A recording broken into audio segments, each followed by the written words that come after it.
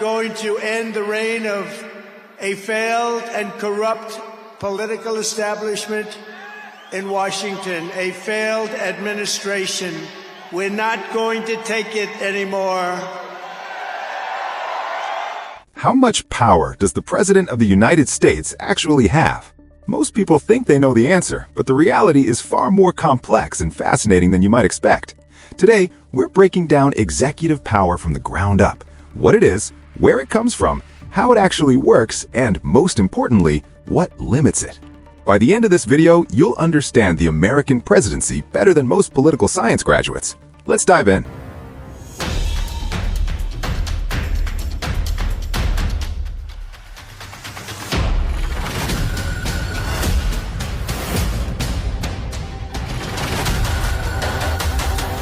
Let's start with the basics.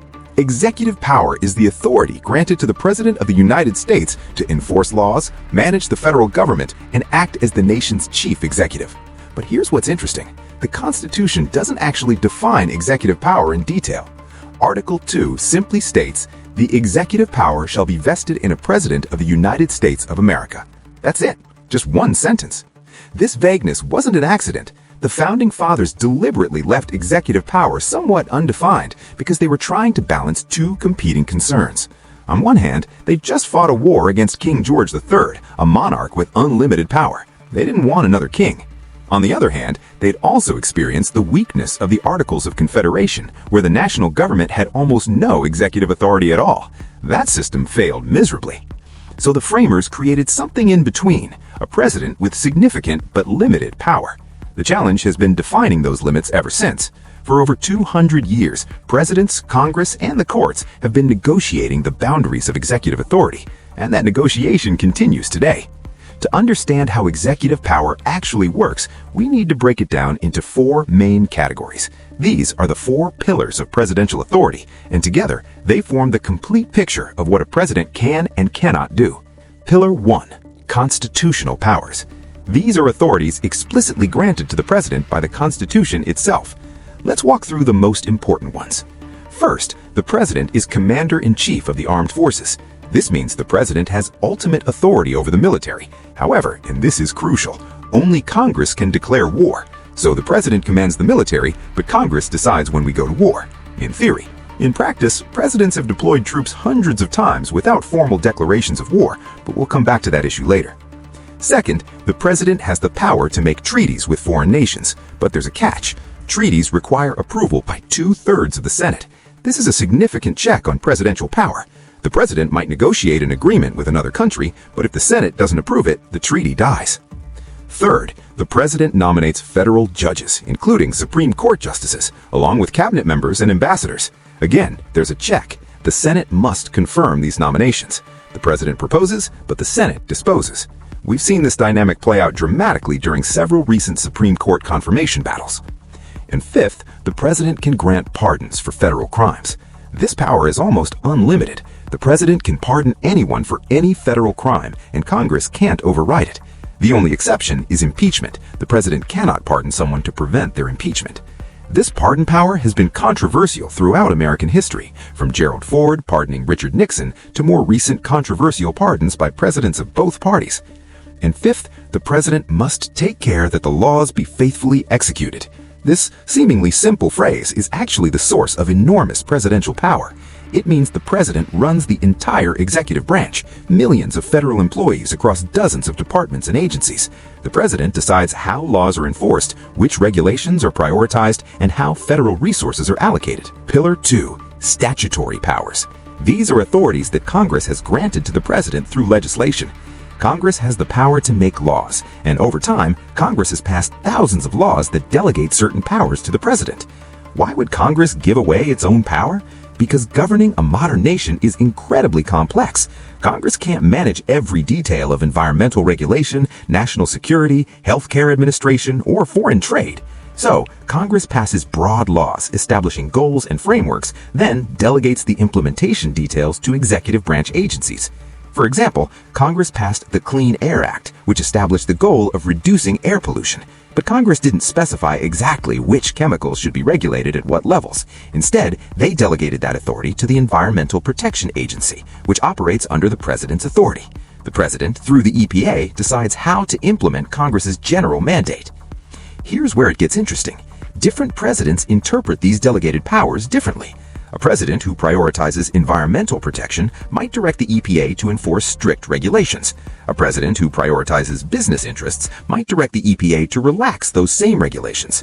Same law, different implementation, depending on who's president. Congress has delegated enormous power to the president in areas like national security, trade policy, immigration enforcement, and financial regulation. The president can impose tariffs, restrict immigration through executive action, designate national emergencies, and deploy troops for limited operations, all through statutory authority that Congress has granted over the years. Pillar 3. Inherent powers. Now we're entering controversial territory. Inherent powers are authorities that presidents claim based on the nature of the executive role itself, even when the Constitution doesn't explicitly grant them and Congress hasn't authorized them through legislation. The argument goes like this. The president is the chief executive and commander-in-chief. Therefore, the president must have certain powers inherent to those roles, even if they're not specifically listed in the Constitution. This is where presidents push the boundaries of executive authority. Abraham Lincoln suspended habeas corpus during the Civil War without congressional approval. He argued that the emergency nature of the war gave him inherent authority to take extraordinary measures. Franklin Roosevelt interned Japanese Americans during World War II, claiming inherent executive authority over national security. Harry Truman seized steel mills during the Korean War, arguing his commander-in-chief authority gave him power to prevent strikes that might harm the war effort. Here's the crucial point. The Supreme Court ultimately ruled against Truman in that steel seizure case. The court said that even as commander-in-chief, the president doesn't have unlimited inherent authority. If the Constitution doesn't grant a power and Congress hasn't authorized it, the president generally can't just claim it exists. But that hasn't stopped presidents from claiming inherent powers, especially in national security and foreign policy. Presidents have argued they have inherent authority to conduct surveillance, deploy troops, negotiate executive agreements that bypass the treaty process, and withhold information from Congress through executive privilege. The scope of inherent powers remains one of the most debated questions in constitutional law. How much authority does the president have simply by virtue of being president? Legal scholars, courts, and the other branches of government are still figuring that out. Pillar 4. Political power. This is the informal power that comes not from the Constitution or laws, but from the president's position as the nation's most visible political leader. And in many ways, it's the most important pillar of all. The president has what Theodore Roosevelt called the bully pulpit, the ability to speak directly to the American people and shape public opinion.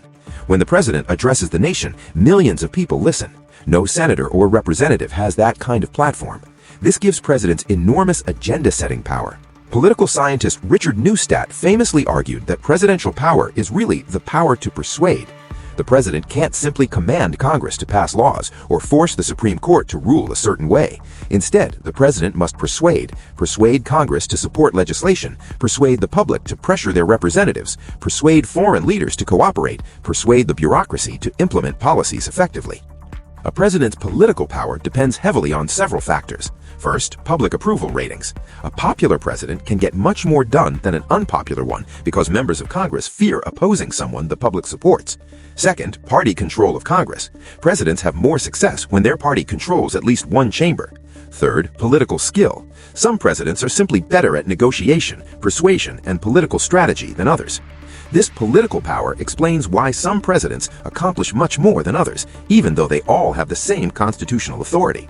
Lyndon Johnson, for example, was a legislative master who knew how to work Congress. He passed an enormous amount of legislation. Other presidents with the same formal powers achieved far less because they lacked Johnson's political skills or political circumstances. Now that we understand what executive power is, let's talk about what limits it. Because here's the critical point. Executive power is real, but it's not unlimited. The American system includes multiple checks on executive authority. Check 1. Congress. Congress controls the budget, so the president can't spend money without congressional appropriation. Congress can override presidential vetoes with a 2/3 vote. Congress can refuse to confirm presidential nominees, and Congress can impeach and remove the president for high crimes and misdemeanors. These are powerful checks. Check 2. The Supreme Court and the federal judiciary. Courts can declare executive actions unconstitutional. We saw this with President Truman's steel seizure, and we've seen it countless times since. If the president exceeds constitutional authority, courts can strike down those actions. This is judicial review, and it's a fundamental limit on executive power. Check 3. The bureaucracy itself. This might surprise you, but the vast federal bureaucracy actually constrains presidential power. Career civil servants have expertise, institutional knowledge, and sometimes legal protections that allow them to resist presidential directives they believe are unwise or illegal. Presidents can't simply dictate to the bureaucracy. They must work within existing systems and procedures. Check 4. Federalism. The states retain significant power under the Constitution. Presidents can't simply override state governments. We saw this during the COVID pandemic, when states made their own decisions about lockdowns and restrictions despite presidential preferences. This is federalism in action, state power checking federal power. Check 5. Public opinion and the media. Presidents who lose popular support find their power diminishing rapidly. Congress becomes less willing to cooperate, agencies resist more strongly, and the president's ability to persuade evaporates. This isn't a legal check, but it's an enormously effective practical check on executive power. So what's the bottom line? Executive power is substantial, but constrained. The president is the most powerful individual in American government, but that power operates within a complex system of checks, balances, and limitations. Understanding executive power helps us evaluate presidential actions more intelligently. When a president takes an action, we can ask, is this constitutional power, statutory power, claimed inherent power, or just political persuasion, and which checks might apply? The genius of the American system is that it created an executive strong enough to govern effectively, but constrained enough to prevent tyranny. The president has real power, power to enforce laws, command the military, conduct foreign policy, and shape the national agenda. But that power is limited by Congress, courts, states, the bureaucracy, and ultimately by the American people. This system isn't perfect. There are ongoing debates about whether presidents have too much power or too little, whether Congress has abdicated too much authority or holds on too tightly, whether courts defer too much to the executive or interfere too much. These debates are healthy. They're how we continually refine and improve our system of government. The important thing is to understand how the system is designed to work. Executive power isn't unlimited, but it's not trivial either. It's substantial, complex, and constantly evolving through the interaction of constitutional text, legal precedent, political practice, and public expectation. If you found this breakdown helpful, subscribe to NewsVault for more clear, educational analysis of how American government actually works. We cut through the partisan noise and focus on helping you understand the system. What aspect of executive power interests you most? Should we do a deep dive on war powers, presidential pardons, executive orders? Let me know in the comments below. And if you want to continue your political science education, check out our video on how Congress actually works or our analysis of Supreme Court power. These videos form a complete series on the separation of powers. Thanks for watching NewsVault, where we explain how government really works. I'll see you in the next one.